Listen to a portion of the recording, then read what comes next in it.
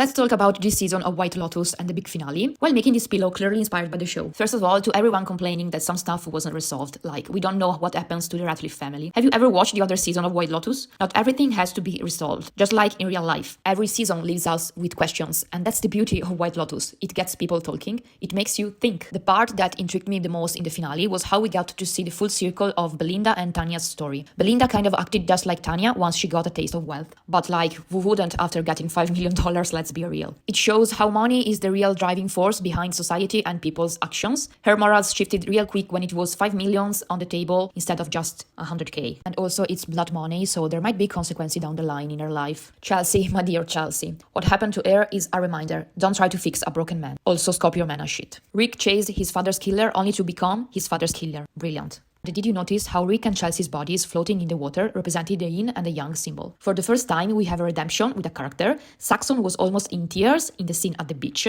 The way we maybe feel bad for him was unexpected. He's starting to open his eyes to a more enlightened view of life, and maybe he's the one who's gonna end up living better without money. Piper realizing she doesn't want to leave her material things behind is so realistic. I also noticed the story behind Piper's clothes. At the last dinner, she's in a sparkly crop top dress, not anymore in kind of spiritual prairie style dresses she had on before. Victoria was very clever to make her have the sleepover at the Monks. Would love to see Victoria in the next season, maybe after divorcing Tim. Lori monologue hit deep. Those three friends went from shallow gossip to a real and meaningful friendship. That was also unexpected. Genius. I didn't really like Gay Talk and Mook storyline. Basically, Gay Talk is not only completely incompetent at his job, but he also went against his own morals just to get Mook's attention. At the end, it's all about how your morals change when you encounter money, power, suffering. And it is about what we choose. Rick chose revenge over love and lost Chelsea, the only person who offered him the love he'd be chasing his whole life. White Lotus is a brilliant representation of life. The only thing that is certain is death. We don't know what will happen in the characters' lives, just like if we had stayed at the White Lotus, met the characters, and then the vacation ended.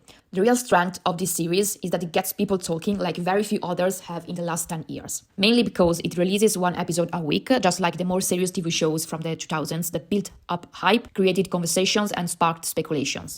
People would wait all week for the next episode. I'm convinced we wouldn't have enjoyed it as much if all the episodes had been available at once, letting you choose when to watch them. A great example of entertainment.